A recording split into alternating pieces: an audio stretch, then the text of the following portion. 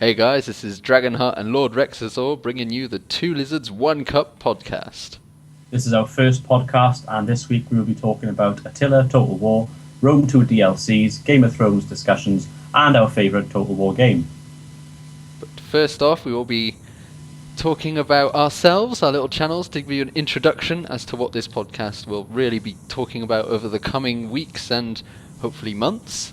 So if Dragonheart, you would like to introduce yourself and your channel. Okay, my name is Dragonheart, the Prince of Wales. I'm a Welsh YouTuber. I've been doing YouTube now for nearly 2 years, I believe. And my channel is mainly based on Total War, but I do branch out and try other games like Telltale Games, Game of Thrones, massive Game of Thrones fan, also Middle-earth as well, Lord of the Rings, and basically any kind of general video that pops into my head, really. Okay, well, my name is Rexazor. I've been doing YouTube for almost 4 years now, which is a very long time. I started out being a Total War YouTuber, have branched out into Crusader Kings 2 and other strategy games. My channel is called the Home of Strategy Gaming, which is basically what I'm really into. I really like fantasy and science fiction, as you can probably tell by the games I play. And I live in Wales, which is why me and Dragonheart get along very well, actually. So first off, as we start, we are going to talk about next week's topic discussion. This is the topic discussion we'll be discussing next week, obviously. And it will be this year in gaming, so 2014 in gaming. And we would like you guys who are listening in, who are watching this, or most likely gaming and watching and listening to this, to comment below in the comment section the best games of the year, the worst games of the year in your opinion, and what you think overall about this year in gaming.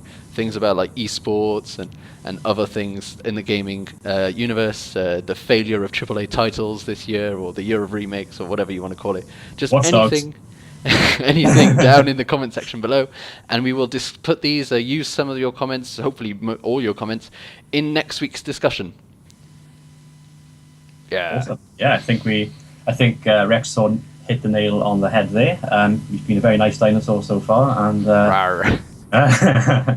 yeah, basically that's all we want. You know, you summed it up pretty nicely there, really. So games like Watch Dogs. Let's see what else came out this year. Titanfall, I think, came out earlier in the year. Titanfall came out. Yep. Yeah, I never played that one. Quite a few games came out. Yeah, more recently we've had Dragon Age. Oh god.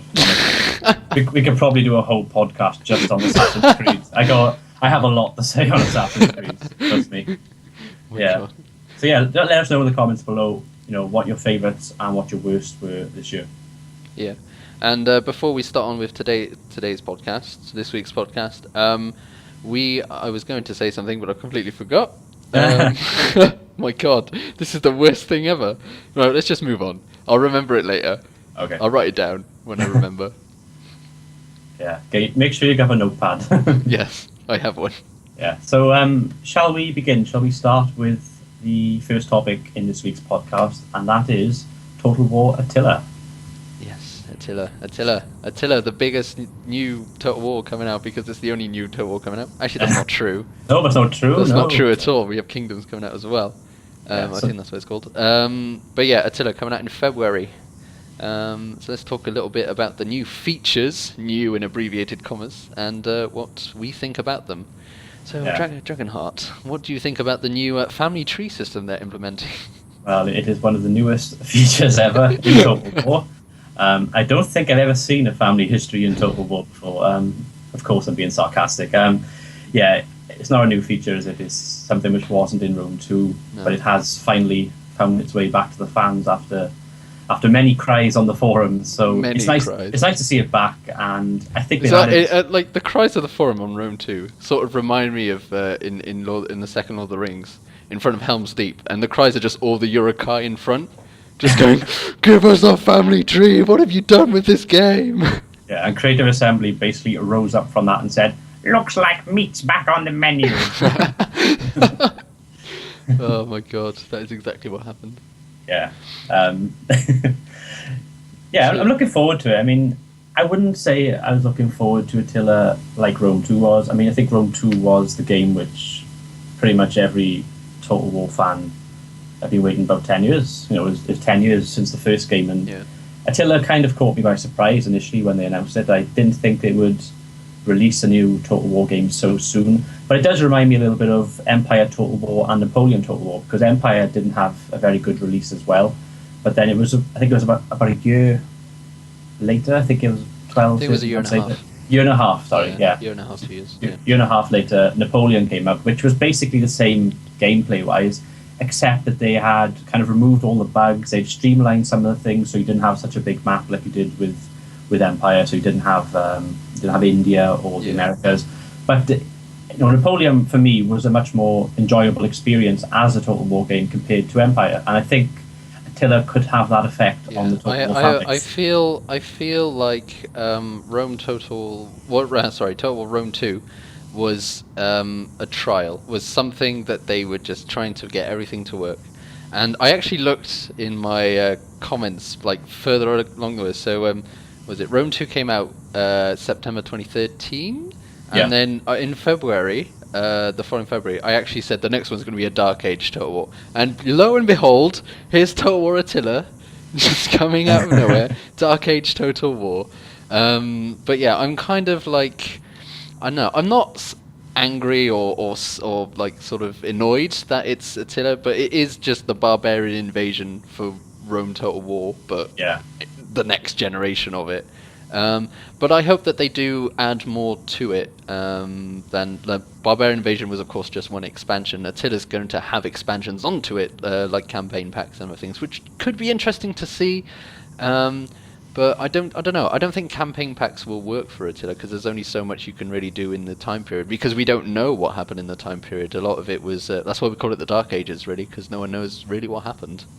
Yeah, I agree, and you've hit the nail on the head yet again with the factions. I don't think they are going to be able to release many culture packs. I think probably the most sought after factions are the ones which are going to be pre-order bonuses, which are the Viking factions, and they've pretty much, they've pulled the Greek states again, haven't they? Yeah, they have. To be honest, it would cost, I think it's $5.99 the culture packs retail at on Steam. But if you pre-order, you get it for free. Yeah, which I suppose one side of the argument is that if you're going to buy the game anyway, you're not paying anything extra for the factions, are you? But at the same time, it's like, well, the thing is, I pre-ordered Rome 2 and I regret it immensely, and I'm never going to pre-order again, and this is why, and that is not going to make me pre-order again. It's not happening. Exactly. It's just total garbage. Total War does total garbage. I was just going to say, because we mentioned Assassin's Creed, I think Ubisoft have said that the DLC they had planned for Assassin's Creed Unity is going to be free. Oh, that's good. Yeah, and I think Total War, perhaps they could have done something similar. Well, they kind of did it a little bit when they put the Emperor edition of Rome 2 up and gave us the Imperial campaign, the Augustus's campaign, for free. But even then, that's just one campaign pack out of the 5, is it? Or 4? There's 4 of them? I can't remember. Caesar, Gaul, Hannibal, there's 4. That's right, Yeah. So, I don't know. It was but I know, it's kind of small compared to how the buggy mess of Rome 2 was. Sorry. Dying here. Just to talk about Rome 2 for a moment. Can you remember the very first time you played Rome 2? What was your experience like?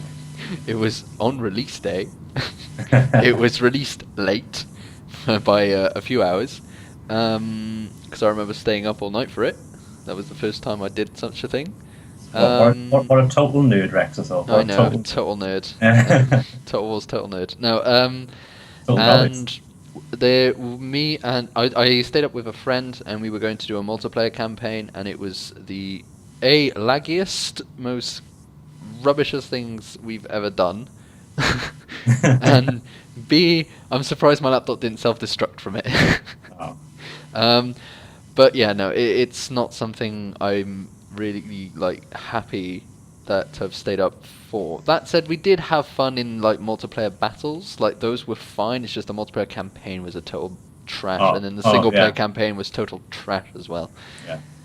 Yeah. My first experience playing Rome 2 was actually on YouTube. It's on my channel, and it was a Carthage campaign. So I put the game in. I had to wait for it to load up. Obviously, got all my recording stuff sorted out.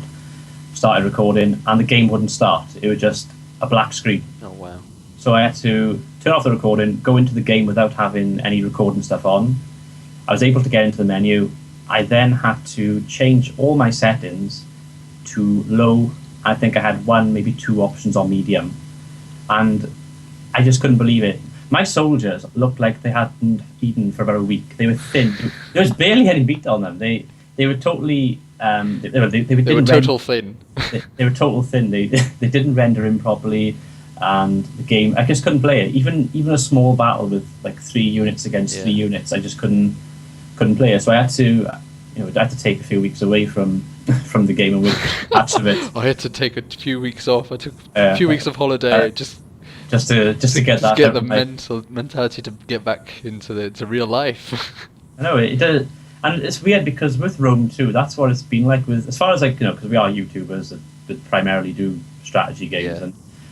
With Rome 2, it's been sort of love-hate relationship I've had with it because it has got better. I'm not gonna slam the game in this podcast because that's just too easy.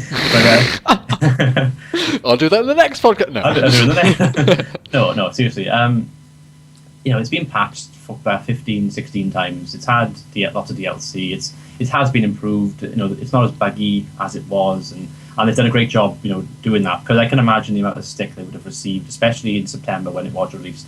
But at the same time, every sort of few patches, it corrupted my save files, because I use quite a lot of mods in my campaign. So what it meant was I'd start a campaign, I'd do like 6-7 episodes, and then I have to just finish that campaign straight away because I have a friend who's also a Total War YouTuber, and he did a Germanic campaign as the Suebi, and he couldn't. I think the Emperor Edition upgrade meant that his campaign had to stop like instantly because it just, the save file was corrupted, could not start again.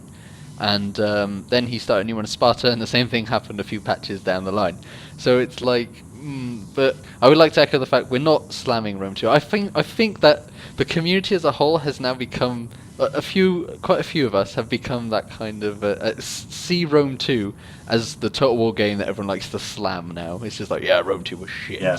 It's like Empire is even Empire on release was better than that, but it's like no, not really. So I don't know. But Empire is playable now, and Rome 2 is playable now. They've at least managed to get to a playable level, and it is a love-hate relationship. When I get my a laptop to actually be able to play it, I will play Rome 2 because I love the era and I actually want to see it because the game in itself is a really nice game. If you look on the machinimas that the community have done with Rome 2, they look absolutely stunning. Oh, they do, yeah. But it just takes so much to get to that, and it took so long to get to that that it. And the way it was released was just so bad that's why there's so much hatred against. Well, not hatred, but contempt against the game. I think. Yeah. I don't think there's much I can really add on that. I mean, the game. I just hope that Attila, going back to Attila now, because that is the topic. We just gone completely 180, but I just hope they don't have the same problems. No, I don't think. The thing is, I don't think they will though, because like you said, the Empire Napoleon stage, Napoleon came out. It was just like a much less buggy Empire. There was little to no bugs on it, and Attila, I think, will be exactly the same thing. So if we go back to features of Attila, the siege features, the new depending on what turn siege you've been sieging the settlement, it'll have different degrading of settlements. It'll either be on fire or completely razed to the ground and stuff, as well as barricades and civilians helping you out if they get attacked. Yeah, I think that's fantastic. I mean, these are all things which would have been fantastic in Rome too, but this is, again, we're talking about family tree. That's going to be in. We now have the siege, like just mentioned, the sieges. They've been totally revamped. You've now got barricades.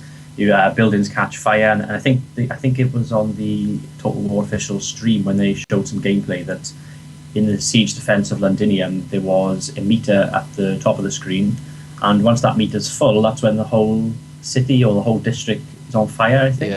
Yeah, and that looks pretty cool because that means not only are you fighting the enemy, but you're also fighting the elements as well, which is something which comes into warfare all the time. Weather effects, terrain advantage, stuff like that, and it's great. That adds something new. Also, another thing that they've added on the campaign map as well is the whole abandoning the settlement, where you can leave it on fire and then kind of leave the settlement, go south, go north, go back into one of the other territories, and leave the enemy then in a desolate wasteland. I think that looks fantastic as well. Yeah, I think Attila, what a real challenge that Total War that Creative Assembly had with Rome 2 as well is people would do the campaign and it would be siege battle after siege battle after siege battle after siege battle, and they would just get so tired of the same settlements looking the same, doing the same thing again and again and again, and having little to no actual field battles. Now, compared to Shogun, there was more field battles, I had to say. But Attila, I hope that there's going to be even more field battles compared to, on a ratio of siege to field, I hope there's going to be less siege, even less than there was in Rome 2, because really siege battle constantly happening is really, really, really annoying to have. Oh yeah. So I'm having all these new siege effects will make siege battles less of a hassle, because you can try out new things and hopefully they'll go faster, or there's going to be less of them, and that would be great. And that's something I'm really looking forward to in Attila. Yeah, so Attila Total War, are you going to pre-order it? I'm not going to pre-order it, but I will be buying it at some point. Will you be buying the Viking factions? Yeah, probably. Sucker. We'll see. I'll probably wait until they're on. No, actually, they never. I don't know. Maybe if they're on sale, maybe. I don't know. We'll I haven't pre-ordered it yet because I think it is on Steam now for pre-order. Yeah, it was like a few weeks ago. I think 2 weeks ago or something. It's on. But no, I don't know. I need to first get my laptop, see if it's working, and then. I do want to get it. I really am looking forward to it. It's just that I want to. I'm going to wait like maybe 2 or 3 days before actually, after it's released, to see if it's a buggy mess like Rome 2 before getting it. I'm being a skeptic this time. Should we tell them about our conversation last time about the hand-me-downs with the graphics card? Oh my god, yeah. Basically, last week we were in I think it was a 3-hour Skype chat. Yeah. We were on Skype for ages talking, and we were talking about this podcast, but also other things in Total War as well, and we were talking about gaming PCs, and I said, well, I've got a GTX 650 graphics card, which I could send to you. I'm not using it. It's just on the shelf. It's not being used. Would you want it? And he's like, yeah, but I haven't got a case. So I said, well, why don't you have a cardboard box to draw USBs on it? With a little disc flop, little disc drive to put all my CDs in and stuff. Oh, yeah. That'd be so. It would just be weird. I would love that though.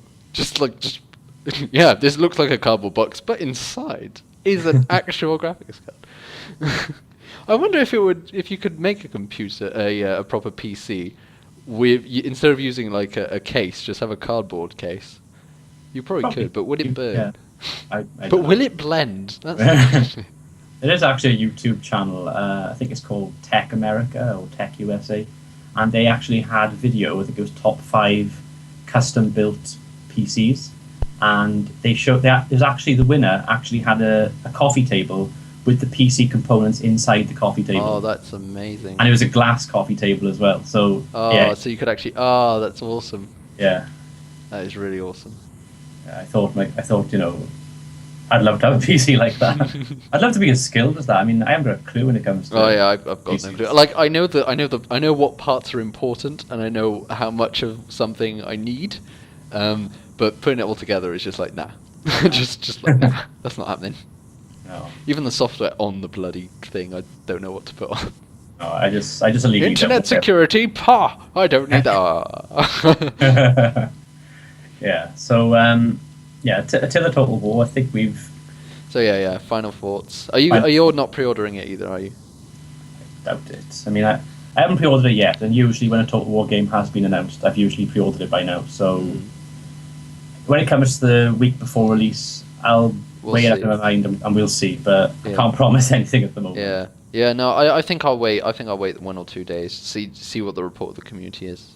Yeah. Because that's the other thing as well with Total War. There are loads and loads of great games out there, and I do think that like with the community, it's a great community, Total War.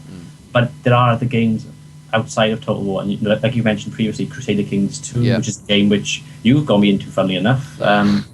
I watched your tutorial. Oh my god, Way of Life came out today. I'm so happy. way of life. It's the new expansion for Crusader Kings 2, which focuses on personal decisions. So instead of being like new factions, new religion, new anything, it's new mechanics to do with the person you're playing as. Yeah. So you can now do a little. You have decisions to like flirt with certain people or like inbreed or whatever, as you do. You've also got a decision based on what you want to get, what you want to be. So if you want to be better at martial, or if you want to be like before, it used to be just a little ambition, but now you've got a wheel and it looks so good. And I'm gonna play some of that later. But yeah, Are you going to play the shit out of it? oh my god, I'm like. Charlemagne came out, and then they announced that like 2 weeks after, so I was like, oh, well, I'm just going to wait for Way of Life then to play Charlemagne, and my new laptop, so I can actually play Crusader Kings 2 without it taking 4 hours to load, would be good.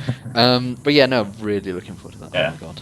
Yeah, it's a great game, because when I first looked at Crusader Kings 2, I didn't have a clue what was going on, and you can probably appreciate it, if you're a newcomer to the series, Yeah, definitely. it's an awful lot to take in. But I actually watched your tutorial videos on your channel, which anybody who's watching this now that wants to watch Crusader Kings 2, this is a shout out to Rexasor. Yeah. Check out his tutorials. I'm not even going to blow my trumpet, but my tutorial series is actually really helpful. Because I mean, I went into it completely blind, and like the in-game tutorial has improved, but it's still shit. Which is not saying much. And so yeah, if you want to get into it, if you're interested by it, if you don't know what's going on, a tutorial series is really helpful, and my tutorial series is very user friendly. So yeah. Yes. So that's Attila. That's Crusader Kings 2. Right. So Rome 2 DLC. Rome 2 DLC. Yeah. So today, Shit, my pen just fell on the floor. Sorry. Oh shit. Well, Damn you. Sorry. Sorry. So much professional. Yeah, as you can tell, this is our first podcast, and it's our first time. So, and everyone remembers their first time, and that's what they got to remember. Yeah. Any suggestions in the comment section, to how to improve this? Obviously, don't sack any of us, because we want this job. But any feedback, would help us tremendously. Yeah, well, I like the idea of 2 Lizards 1 Cup, but we should replace the podcasters with 2 other YouTubers. Oh, cheers, mate. Thanks. Yeah. What do you think of the name 2 Lizards 1 Cup? We like it. We just like it because it made us laugh when we were on that Skype call for 3 hours. Yeah, and then I had the unfortunate job of creating thumbnails, and I actually typed in poo into Google and was shocked by what I saw, because I was going to have my avatar on the one side, Rexasaur's on the other side, and a big lump of poo in the middle, which is different because you don't see that every day on YouTube, especially on a thumbnail. But I was shocked with what I saw. So I thought, should put cartoon poo. Yeah, but who types in cartoon poo into people who want that on their thumbnails? Oh my god. Yeah, so I just decided to go with the cup, because I thought, well, it might be a younger audience, and they might not know what poo is quite yet. Okay, but they know what cups are. They know what cups are. Yeah. Yeah, so Rome 2 DLC. 2 DLC. So, if you mind, I will go first.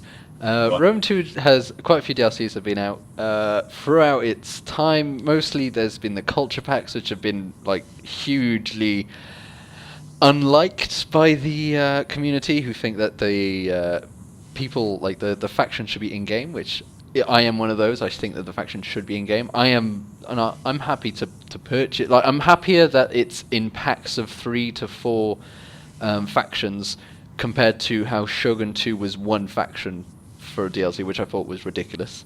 But I think the best part of Rome 2's DLC was the campaign packs. The things like Caesar in Gaul, Hannibal at the Gates, Wrath of Sparta came out very, literally today, and the August Imperator campaign, which was free. And I think that those are the good Rome 2 DLCs, and I think I actually like those DLCs. I'm actually very happy. I'm happy to buy those, because they're additional campaigns to the thing that weren't in the base game and just add way more gameplay into it. Yeah, I agree. I mean, if you cast your mind back to, Napoleon, in the Napoleon campaign, when you're playing as Napoleon, it's more story driven, it's more narrative, and that's one of the things I really like about Total War games. And with Rome 2, with Hannibal at the Gates, for example, you actually play as Hannibal. And it's nice because you get to kind of either recreate what actually happened in history or forge your own path. And those are kind of campaigns which I think add value to the game. But there are some, of course, which do fall by the wayside. And one of those, I would probably say, is the Blood and Gore DLC. Yes. I think it's one of the most pointless DLCs ever because I think Rome 2 is the age rating 16. I think so, yeah. I think it is. Yeah. I mean, I may have to double check it on Steam, but I think it is 16. How many games on the market right now that are 16 or above have blood in them? Quite a few. Yeah. Isn't Assassin's Creed a 12? Or is that 16?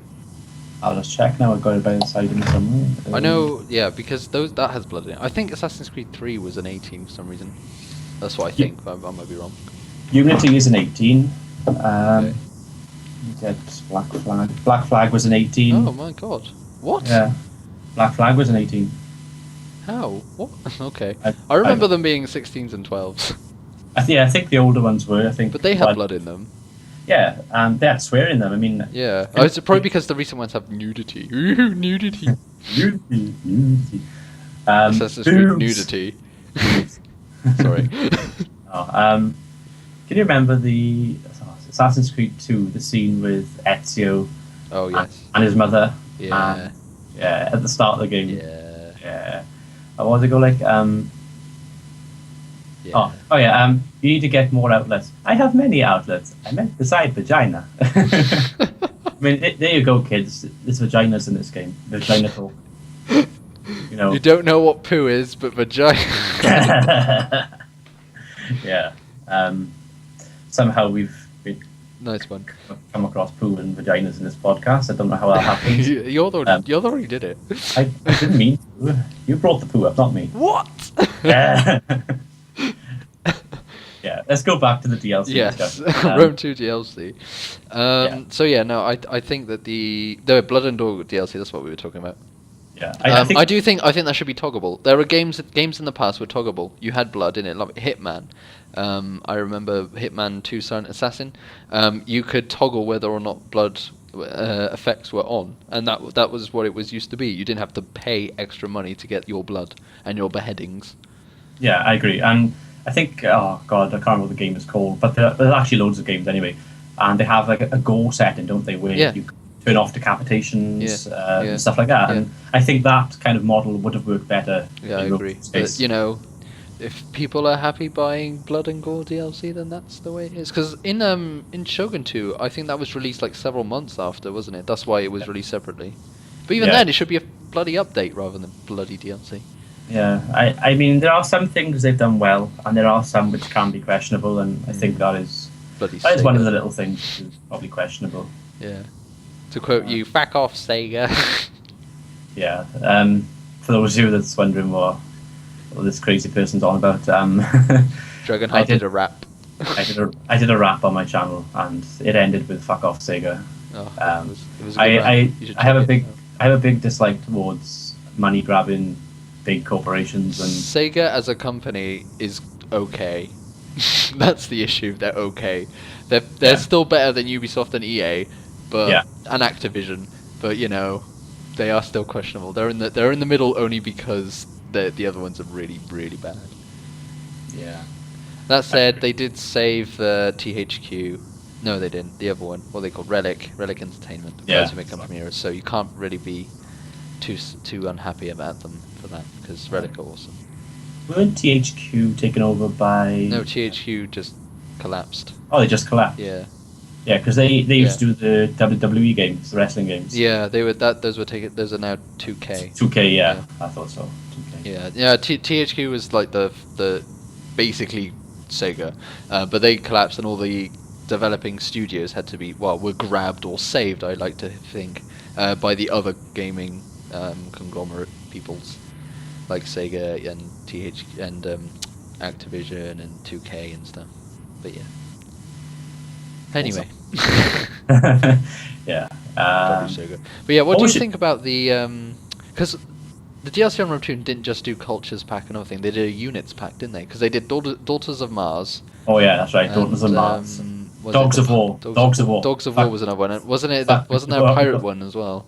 Pirates and Raiders, Yeah. Yeah, we got to talk about them. Dogs of War. You shit. Uh, Good talk. I'm talking like a caveman right now. Dogs of War, in my opinion, was one of the worst DLCs released this year. And the reason for that is one of the units which was in the DLC, somebody had actually found in the original game files on the release of the game. Yeah. They'd basically taken one of the units and repainted it and released it as DLC, which I thought was a bit dodgy. On top of that, the units that they did release were total garbage. I mean, I don't see the point. I don't see the game. The game isn't competitive in the way like multiplayer tournaments are played, but it's not what the game is for. It's a single player game. But if in the end you're going to not be using these units released in DLC, why the hell have them? Like if you want to do a historic playthrough where your legions are exactly have these amount of units because that's what they had historically, then sure, but even then, these DLC units are stupid. I mean, Daughters of Mars is completely ahistorical, so... Yeah, I agree. And, at the end of the day, with this DLC, with the Dogs of War, I tested it out. I tried an Onager, and then I also tested the Scorpion Onager, which is one of the... where you basically throw a pot of scorpions towards the enemy. And, they had the same animations of the previous ballista kind of. If you get hit by a ballista, you get hit by a thing of scorpions. They have the same reactions, which looked a bit weird. So they obviously hadn't. They just copied and pasted the unit over, changed a few of the stats. That's all they did. God. And that's why I hated that DLC. And I actually bought that DLC. I feel stupid now, of course, and so you should. And so I should. But at least I've learned my lesson, That's what I mean. When it comes to those kind of DLC, the ahistorical DLC, because things like Daughters of Mars, I find really interesting, and I'd like to have them because yes, I have an army full of women. How awesome is that? But things like Dogs of War or Pirates and Raiders are like, why do I want these units? Why aren't these in the game already? Because they're just adding a tiny little bit to the roster that's already there. It's stupid. Yeah, and we probably should have known on release day this would have happened. Well, I'm pretty sure a lot of us did know. Yeah, because on the faction selection page, when you click on to Suebi, for example, it has Germanic tribes. Yeah, and it's all alone. Yeah, it's all alone, but it's got an S on the end, so tribes is going to be more. Yeah. The same with the Iceni tribe. The same with all the factions, pretty much. They've all got loads of. I mean, we were expect. Yeah, I mean, as soon as they said, Greek city states culture pack. Oh, okay. I mean, I was happier. I'm not happy that they did it in the first place, but I'm happier that they did it in packs of 3 factions rather than just one faction like they did in Shogun 2. Yeah. But even so, they shouldn't be doing that. That's not an excuse to do it. Just because I'm slightly happy doesn't mean that they should. Because if I'm not happy, no one's happy. Yeah. But so DLC on Rome 2. But other than that, the campaign packs I think are good. I think they're DLC that are good. It's DLC that everyone's happy to buy because they actually give new units, they give new factions, and they give a whole new story element to the game that normally you don't have. That's why some games like Crusader Kings 2 work on a story basis because you're the one doing your own story because you play one character. It's hard to do that in Rome 2 unless you have one, you pick your generals and they have these names that you can't pronounce or you forget because there's so many of them eventually. There is, however, a way to do that because if you look on TWN, who are very much our friends, can't remember what it's called, but I think it's whatever. He's doing a Massalian campaign. I should know his name is Delvin something. I know. Officially Delvin. Yeah, that's the one. He's doing his Massalian campaign. He's doing it in such a story-based way that makes it work so well and makes us feel alive. And that's why his campaign's been doing so well on TWN because it's just so good. And you can play Total War like that. But it's hard to do it. Not everyone can come up with that imagination and stuff. Yeah, and while we're on the topic of TWM, we probably should mention the new campaign challenge that Oh we. yes, very true. The trailer. By the time this podcast will up, the trailer will and should be on the TWN channel. It's a trailer that I've made, and it will. It's basically just announcing what the challenge is. So check that out. Well, not if you can. You better check it out because Yeah. I spent a whole afternoon making that. It took me a Yeah. long time for about 2 minutes of footage.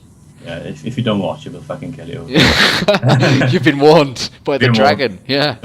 Don't You'll be upset Smaug. soon. There'll be 2 lizards eating you out of the cup. Yeah. Yeah, fucking poo all the way. Oh my god. I know, it's just turned into a porno, wasn't it? This is the name. Some weird lizard porn. But yeah, definitely Yeah. check out Total War Network. Also, check out the new media campaign. We that was kind of our first Yeah. playthrough tester, I should say, Yeah, of the challenge system. of the challenge. Yeah. So this new challenge will be thing to celebrate, sort of, the coming of Attila, because we do still like Total War, and we are looking forward to Attila. So we are going to celebrate its launch. So it will be going on from January, and probably will be finished by the time Attila comes out. So check it out. If you want to participate, then you're totally welcome to. There will be a announcement video telling you the exact rules and how to apply to join and stuff like that. It is really easy, and then you just upload videos to your channel, and me, Dragonheart, and Biscuits Total War will be like going through it every week, just telling you what's been going on and stuff. Yeah. Yeah. All fun and games. All fun and games, and it'll help little YouTubers and getting new subscribers, getting their channels out there so that we know that they exist and stuff like that. Because that was one of the big things about the New Media Challenge. I mean, getting in the know with the smaller YouTubers, people like Salty and Watcher of the Leech and Coda, really like these people that I now watch on a semi-regular basis, when instead of watching them not at all, they're not knowing that they even existed. So Yeah, because Total War. I mean, it's not a big franchise if you compare it to other franchises. It's got its own little corner of the internet. does, yeah. And the thing is, there are lots and lots of great big YouTubers out there. I mean, we may as well go through a few of them. We've got Lionheart, we've got Alex the Rambler, we have Warrior of Sparta, we have Prince of Macedon, of course, Heir of Carthage, loads and loads of different YouTubers. The thing is, the smaller YouTubers don't always get the attention that they perhaps deserve, and that's a great thing with Total War Network. And all of the channels you just mentioned then, and the other channels that participated in the New Media Challenge, I've actually subscribed to now, so I will be watching their videos on a weekly basis. Yeah, and even if we're subscribed to you and we don't actively watch every video, the fact that you put your videos up and we see them, we can see your new series. And one thing we're going to be doing at the end of every podcast is any new series that any YouTuber will be doing, we will announce, then put little links in the description below, so anyone who wants to check out the new series coming on, we'll do a tiny little announcement for you at the end of every podcast for all to see and hear. Yep, sounds good. Yeah, and good stuff. That's pretty much everything we wanted to say about TWN, I think. That's pretty good. Yeah, so next topic I think we can probably Yep. move on to, and that is Game of Thrones discussion. A little Game of Thrones discussion. So, Dragonheart, do you like Game of Thrones? It's alright.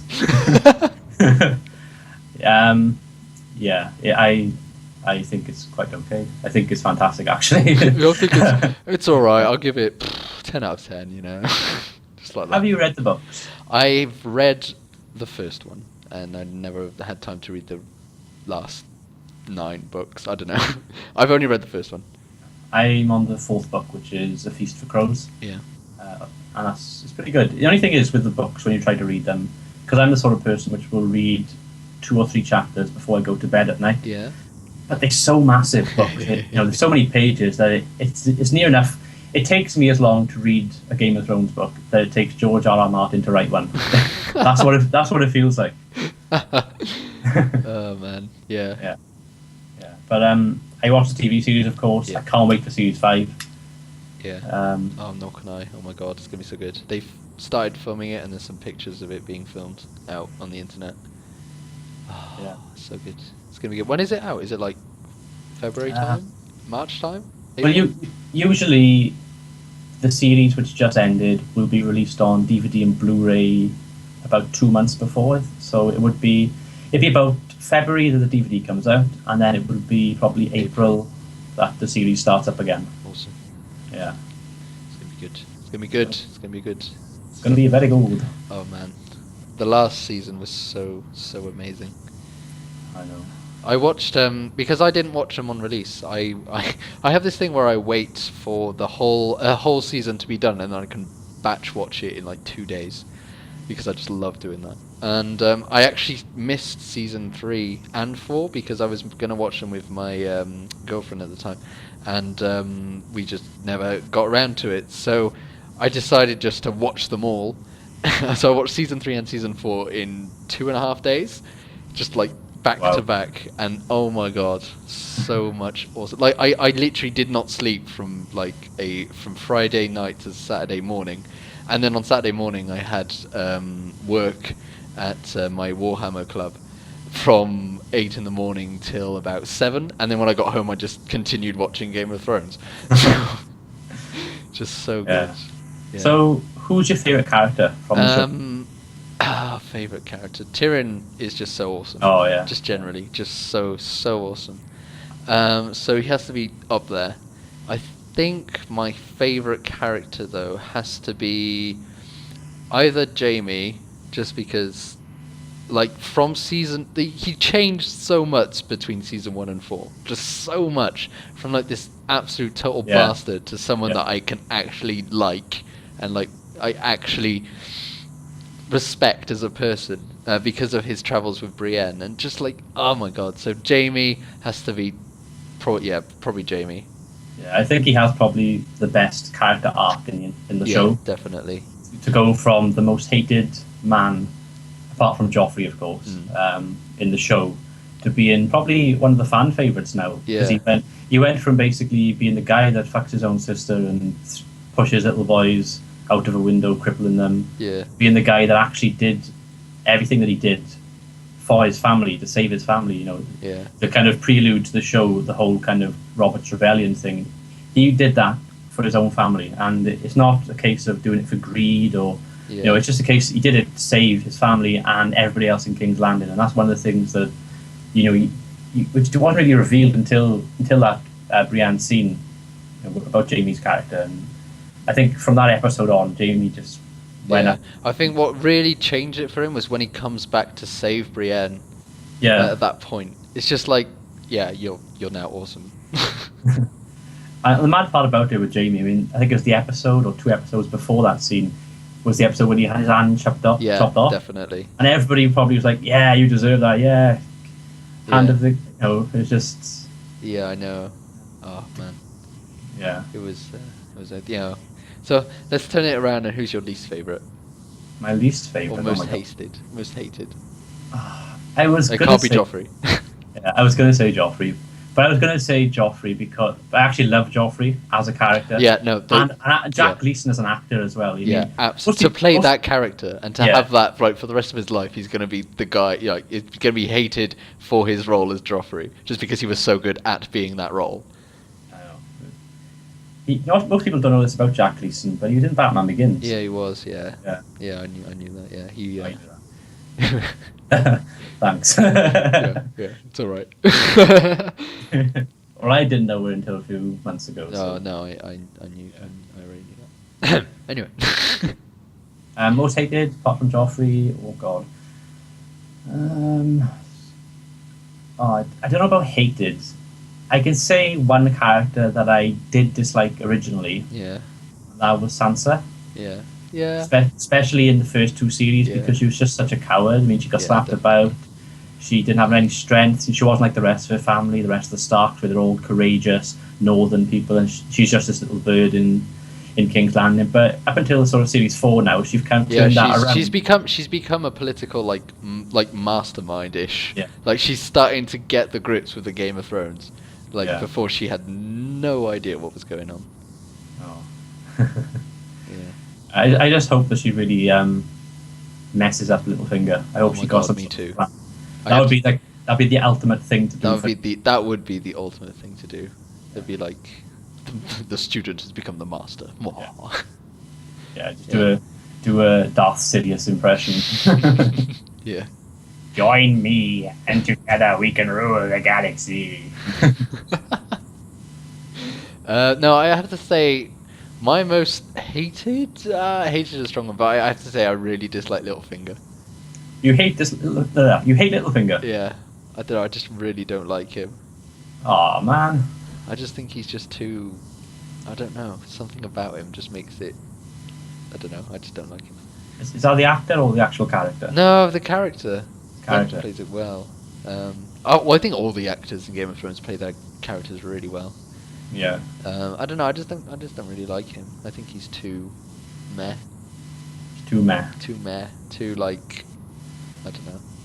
He's so power hungry. Yeah, but you gotta love that about him. Yeah, I know, but I don't know. I also hate the what's his face, the Bolton kid.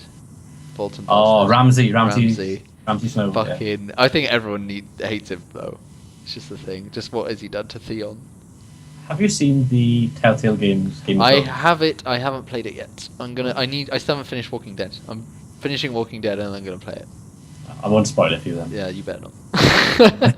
Don't watch my videos. No, I've stayed away from them. So, yeah. Yeah. All I will say is it is very good indeed. Yeah, no, it's Telltale. So it's always good. Yeah. They've yet. I really like Telltale. I mean. Yeah, Telltale have yet to make a bad game. So. Yeah, I haven't played their older games because I think they did. I haven't played okay, every game they've made since Walking Dead season 1 has been good. Yeah, that's what I was going to say because I haven't played anything before. No, I haven't played anything before either. I know they did Jurassic Park, and I did actually watch a Jurassic Park video on YouTube, and it just wasn't the same quality. Graphically, it looked kind of shit, and voice acting wasn't as good. But I think Walking Dead was kind of one of those rare kind of games. Yeah, I think it was a thing that put them into the spotlight because they did such a good job on it, and then because of that spotlight, all their games have actually kept that same quality as well. The fact that they've kept the same quality, unlike other franchises who slowly diminish over time, it's just been amazing. Yeah. Are you a fan of The Walking Dead? I only. I am a kind of a fan. Yeah, I don't watch the series on TV though, so I can't really say I am. I really like the games and the comics. I've read a few of them. It's very much like the comics. It does deviate a little bit with the characters. Like they do switch and swap a few, and of course the show's got a few characters which aren't in the comics. But you might like the TV show. Yeah, I have seen a few episodes of it, but I don't know. I haven't sat down and watched them all. So it isn't your Game of Thrones. No, it isn't. Game of Thrones is definitely one of the best American TV series I've seen in a very long time. Like I said, I'm watching Breaking Bad right now at the moment, and Breaking Bad that's really good. Goddamn amazing as well. Yeah. So yeah, no, looking forward to Game of Thrones season 5. Yeah. The funny thing with Game of Thrones is that even though it's American, most of the actors are actually British. Yeah, I know. It's great. I think shows you how good British actors are. It does indeed. Yeah, Peter Dinklage, and I think it's like one or two others which are American, and then the rest are like British, Scottish, and Welsh, and English, and and Irish. Irish. Portugal, lads, Portugal. We apologise to all Irish people watching this podcast. Yeah, go fuck yourself, lads. Go fuck yourself. Have a drink. Have a drink, lads. Have a drink. Yeah. Is there anything you'd like to add on this Game of Thrones discussion topic? Not really. Have you got any Game of Thrones sort of merchandise? I do indeed. This is going to sound a bit nerdy, okay? That's the point of merchandise. Yeah, it is. Is actually, I go with my girlfriend. We go shopping in Cardiff usually once a month, once every couple of months, whenever we can. Well, whenever we save up, we can afford it basically, because Cardiff, being a city, it's going to be a bit expensive to what we used to. Yeah. And there's a shop that we go to called Forbidden Planet. Yes. Do you know where? Yeah, I know Forbidden Planet. Yeah. Yeah, we go there quite a lot, and it basically, for those of you that don't know what Forbidden Planet is, it's basically a geek shop. There's comic books, there's merchandise, there's literally, it's literally what I would say it's a big massive orgasm to a nerd. Yeah. That's probably the way. It pretty much is. You enter that shop, and if you don't ejaculate, then you're not a nerd. Yeah, and I must admit I have ejaculated a few times in that store. Sometimes on the floor. Sometimes on the merchandise, which I've had to buy. Yeah. half price. Oh, Yeah. man. No, seriously. Yeah. So I do actually have quite a lot of Game of Thrones merchandise. What I've been doing is collecting the official sigils, Yeah. T-shirt sigils. Oh, So nice. I got a House Stark, Yeah. I got a House Lannister, Yeah. House Baratheon, House Arryn, House Targaryen. I Nice. have the Riverlands. Do you have a Greyjoy? I have a Greyjoy. Mm. I haven't got a Martell. I haven't got oh shit, the Tyrells. I haven't got the Tyrells, and I haven't got a Night's Watch. But I do have a kind of Legend of Zelda themed Jon Snow T-shirt, Ooh, which that's is really awesome. nice. That's really awesome. Yeah, so I'm a bit of a T-shirt collector when it comes to Game of Thrones. Oh, that's cool. Yeah. I don't have any yet. Sad face. But- I have Pokemon stuff, but I don't have any Game of Thrones stuff yet. I need to go to Food and Planet when I can, because there's a lot of shit I want in that store. yeah. They haven't got an online store as well. Yeah, I didn't know they did until a few weeks ago, but yeah, I don't think I've used it, but yeah. That is awesome. There was something I wanted to say, but I've forgotten again. oh my god, your memory is getting bad. But I did write down the thing I forgot at the beginning, which I've remembered. But I'll say that at the end because I might as well. Okay, so Game of Thrones discussion. Any last thoughts? Anything you want to say? Not really. No, Okay. no. I think that's it. I think Game of Thrones is awesome. Yeah. We just take this point in the podcast just to say if you've got anything you want to say about Game of Thrones, Rome 2, or anything that we've mentioned in this podcast, then please do in the comment section below. And also, we should probably say that with this podcast, we will be doing it on each other's channel once a week. Oh, damn it! That was the point I was going to say at the end. Oh, was it? Just saying that at the end would be better, shortly.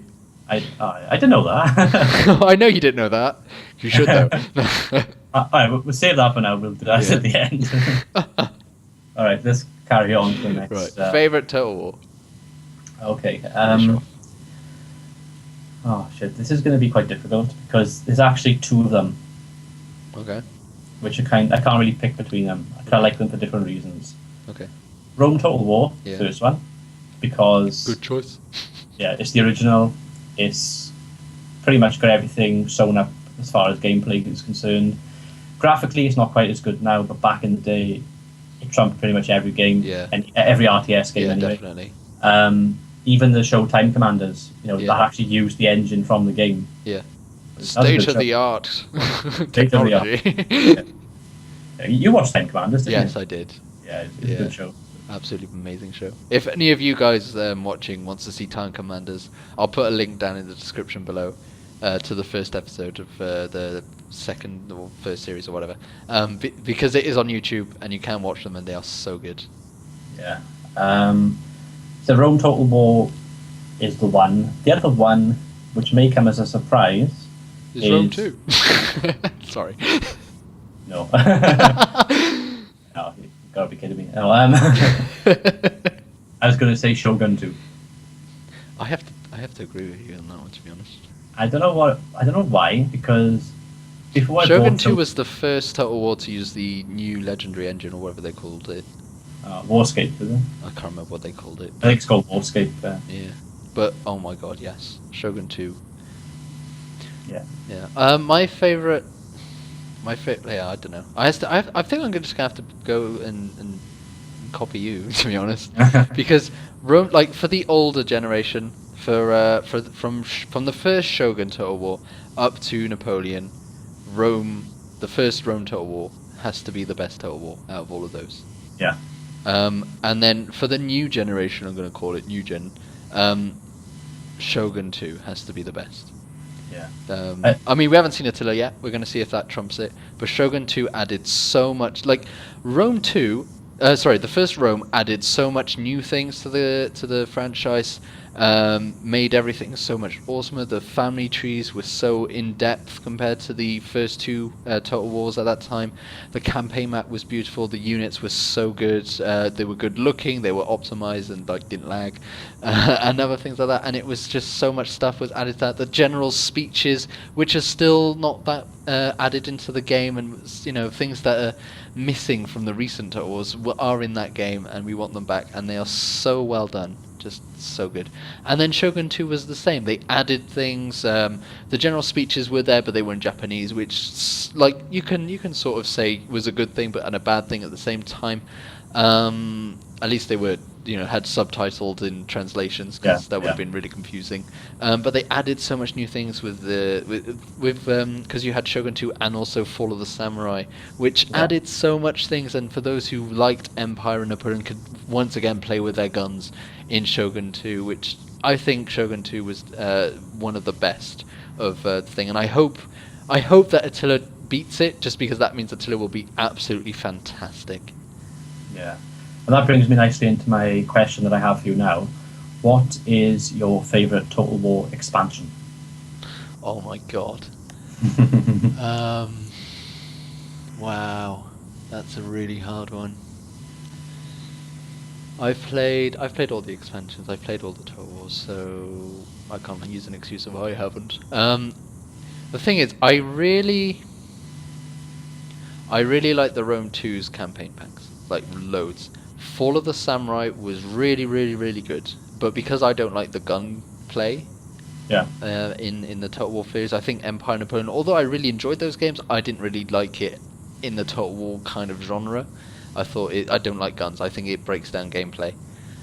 So Fall of the Samurai didn't do it for me. I really enjoyed it, but as a gameplay feature, it's not what I'm looking for in expansions. No. So I can't say I would love to say one of the Rome 2 campaign packs, but the thing is I haven't managed to play through any of them because Rome 2 was a buggy mess who didn't work on my laptop. So sadly I can't say any of those. So that leads me on to the original Rome, with either Barbarian Invasion or even Alexander, but I'm not even going to say those. I'm going to say the best expansion was on the original Shogun Total War. Have to be Mongol Invasion. Holy shit, you got to be an old Total War player to remember that. Mongol Invasion was basically Genghis Khan invading Japan, which didn't happen in real life because of Typhoon it was either Kamikaze or Banzai. I think it was Typhoon Banzai, because I read up on it. And it didn't happen. And this was like an ahistorical expansion where Genghis Khan actually managed to get on the shores, and the idea was to invade through Japan as quick as you can, because if you did, the Japanese were able to get these massive, and I mean absolutely horrendously massive armies to crush you. And at the time, I was really young when I got Shogun Total War. I mean, it's got to be like 15 years ago now or something. No, maybe not that long. Not that long ago, maybe 10, 11 years. I think you're right. I think... when I get it, I mean, it was released like 15 years ago, but when I got it, it was a bit, I was 9, so about 11 years ago. And, oh my god, like, playing that when you're 9 and 10 is just like, I gotta do it quickly, and I kept dying until one day I managed to get halfway through Japan, and I knew at that point that I had won, and I was so happy. Shogun Total War was my first Total War. It was the one that got me into Total War, and bloody hell, that game was just a go. And that expansion has to be the best in my opinion. Yeah. Well, I'm going to pick a different one. Good. My favourite ever Total War expansion is Medieval 2 Kingdoms. Oh man, yes, of course. Britannia. Because, I was going to say Britannia. It's the only Total War campaign where I can actually play as Wales, so I am a little bit biased towards that. Yeah, but it's great because you've got the other. It's like 4 campaigns in one. It is. It's a campaign pack, but 4 of them in one. Yeah, it's like all the Rome 2 campaign packs in one expansion. Yeah. We got spoiled with that one, I think. But I don't know. Yeah, no, it was it. Yeah, the Kingdoms expansion was amazing. Yeah, definitely. Yeah, no, the Britannia ones. Yeah, I played through all the Kingdoms expansions. I completely forgot that they counted. I remember like when you said the expansions for all the Total Wars. When I thought Medieval 2, I automatically thought of the Americas one. I completely forgot that the other 3. But I still remain that Mongol Invasion is the best. But I've played through all them. They are fantastic. They are fantastic small, because they're once again story driven and stuff. And that's one of the things I like with those kind of campaigns. It's great because you can either try to recreate history or completely change it and do something completely different. Try and kick out the Spanish as the Incas or as the Aztecs. Yeah, they're good campaigns. They're really good campaigns. Campaign packs, I think that's what works. Over the Fall of the Samurai. Fall of the Samurai was really, really good because it advanced the timeline a bit and it made it. It was a full game in its own right. Because I mean, it was sold at pretty much the same price as Shogun 2, but it was a campaign, and oh man, you know, Creative Assembly makes some good DLC and good campaign packs. They do. They just make loads of it. Yeah, but they make I don't think there was any bad campaign packs that they've ever made. No, I think they made bad games, but they never made bad campaign packs. Make bad games but release good DLC. That's a very good business model. Yeah. No.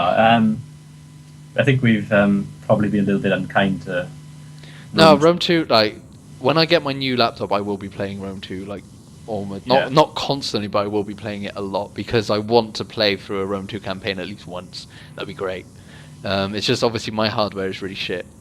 Yeah. So I can't, and I think that's one of the why I have a negative view. But Rome 2 is like it's not a game that like there's been worse. Total War as a franchise is amazing. Like you can't deny that. And Rome 2 is just a really annoying dip in what is an amazing franchise, just like Empire was. So you got two little dips which look like boobies. But you know, we still like Rome 2, and I will be playing Rome 2, and I will definitely be trying through like the Hannibal campaign pack. Hannibal the Gates is just one thing that I've wanted to play since the fucking came out, but I can't.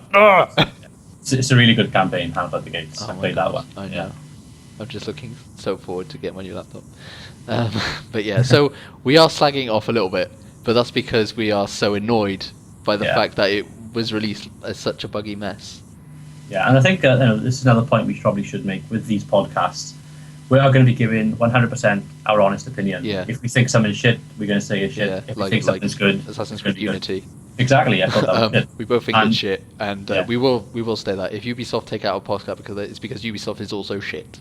Yeah. But I think Assassin's Creed Unity will probably be something we'll go into more depth in the future podcast. Definitely. So we won't go into discussion with that right now. I think we're probably more or less coming to the end of this podcast. So, is there anything you'd like to say? I'd like to thank you all for listening. That's something me and Dragonheart very much enjoyed doing this podcast. Something we'd like to remind you for the podcast, something that I forgot at the beginning, but have now remembered and written down. We are going to do this podcast on a weekly basis, but where 1 week it will be on my channel, as is this episode going up on my channel first. Following week it will be on Dragonhearts, and it will be a sort of fortnightly on our channels, but weekly as a podcast.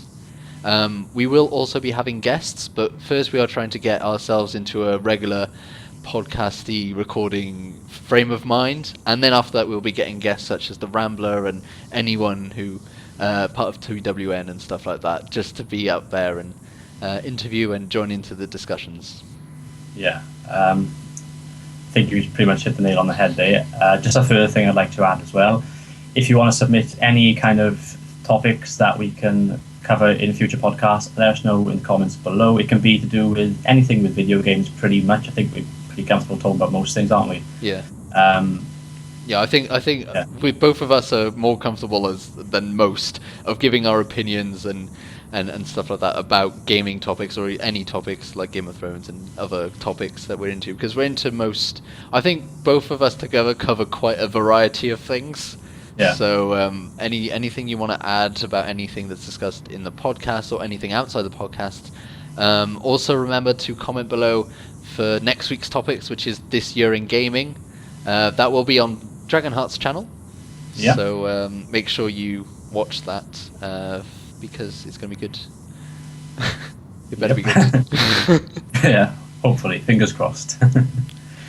Yeah, so I think that's pretty much it, guys. So I've been Dragonheart, the Prince of Wales. Yeah. Thank you for listening to this podcast. Yeah, thank you very much for watching. Please like, comment, and subscribe if you haven't done so already. Subscribe to Dragonheart channel for next week's podcast and other awesome gaming content he has on his channel. And we will see you next time. Bye-bye now.